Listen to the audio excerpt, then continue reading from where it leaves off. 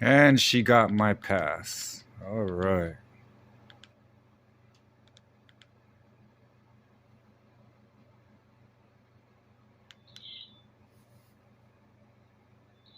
What's good, R&B Squad? This is Heart of Ruth. I trust that this message makes you guys in good spirits. If you are new to this family, we don't believe that you're here by accident. Welcome. We're happy to have you, and Jesus is, of course, always happier. So, the word I have today comes from a dream that I had. It was a very interesting and very entertaining dream. So, I'll get right to it. And if this is for you, you're going to know that it is for you as you listen, okay? So, in this dream, I see this man, and the man is just laying there and he's thinking about this woman. It's like I could read his thoughts, because for those of you who have been with me for a while, you would know that when I have these dreams, it's as if the Lord allows me to feel what these people are feeling, whom I see in these dreams, or know what they're thinking. So I knew what he was thinking. I knew that he was sitting there thinking about the woman that God told him was going to be his wife, okay? And he's missing her. Like there's this longing in his heart. I mean, like a real sadness, almost like a melancholy around him because of the fact that this woman wasn't around. And I came to understand that she was the one who initiated the separation, that she was the one who decided that they weren't going to communicate. And it was because of something that he had done. It was something that he'd done that either hurt her or disappointed her in some way, or it could have been that he originally initiated the separation and then she was like, yeah, you know what? I'm not even going to make any effort to reach out to him. And so it had him in this place of melancholy, okay? But mind you, even though he is in this place of melancholy and he is missing her, he's not doing anything to tell her that. He's not telling her he misses her. He's not reaching out, okay? And then the scene switches and I see the woman. So now I'm seeing the female spouse, okay? And she, oh, I should mention these two people weren't married. They weren't married, but they were each other's God ordained or intended spouse, okay? So the scene switches and this woman, she goes into what looks like this phone company, okay? And she is complaining to a sales representative in there that she can't make a phone call. And the phone call that she wants to make is to this man, the same man who is missing her. Okay? And the sales rep, he looks at her and he's like, ma'am, you can't use the phone unless you sign the contract. And she's like, what? I don't understand. And he's like, you gotta sign the contract. And she's like, what contract? And he says, the marriage contract, ma'am. You've got to sign the marriage contract. And if you don't sign the marriage contract, and he keeps saying marriage contract over and over. He says that over and over. Okay? And she's looking at him crazy, like, what are you talking about? What does a marriage contract have to do with a phone? And that was the end of the dream. Okay? So, guys, this is the way the Lord broke it down to me. It's somebody who's in separation with their person right now. You and your person, he knows he's supposed to marry you, or she knows she's supposed to marry you. You know you're supposed to marry them. But y'all are not talking right now. There's no communication, and it's because of something that this person did that disappointed you or upset you to the point where now you felt like you had to pull back. And for some of you, the word that I put out yesterday about this person having sleepless nights may be connected to this word. For some of you, this is going to be a standalone word, okay? And so you distance yourself from this person because it has gotten to be a little bit too much for you. And you're in this space now, you're in this headspace where you feel like they have to show you that they're serious about you.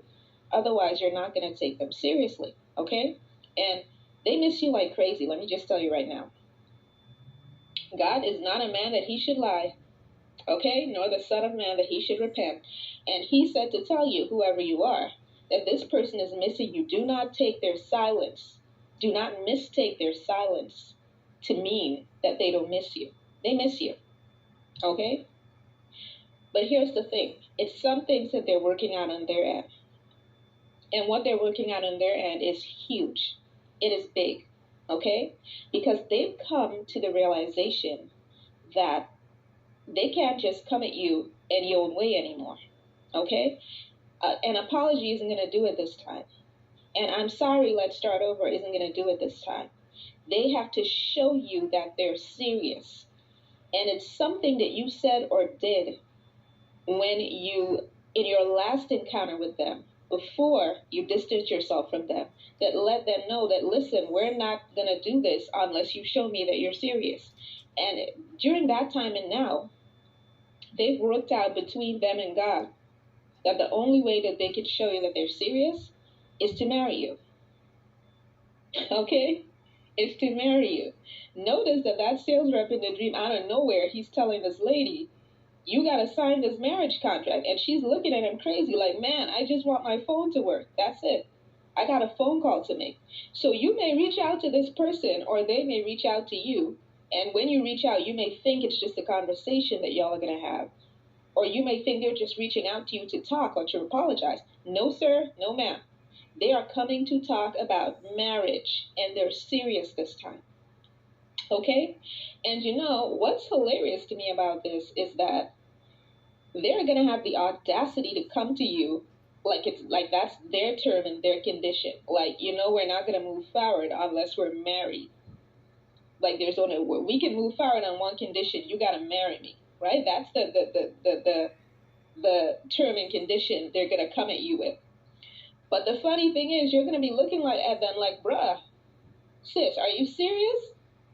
This is what I've been waiting for all along. I've been waiting for you to get serious. I've been waiting for you to make this move.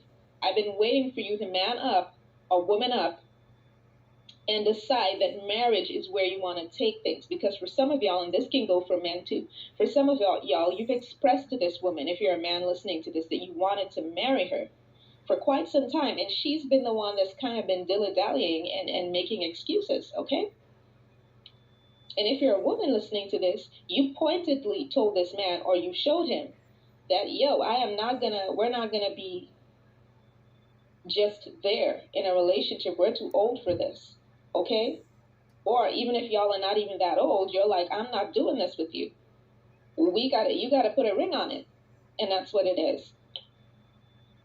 And so this person is coming back to you to tell you that the only way y'all are going to move forward is if you move forward in marriage, okay? And the Lord led me to Amos 3:3.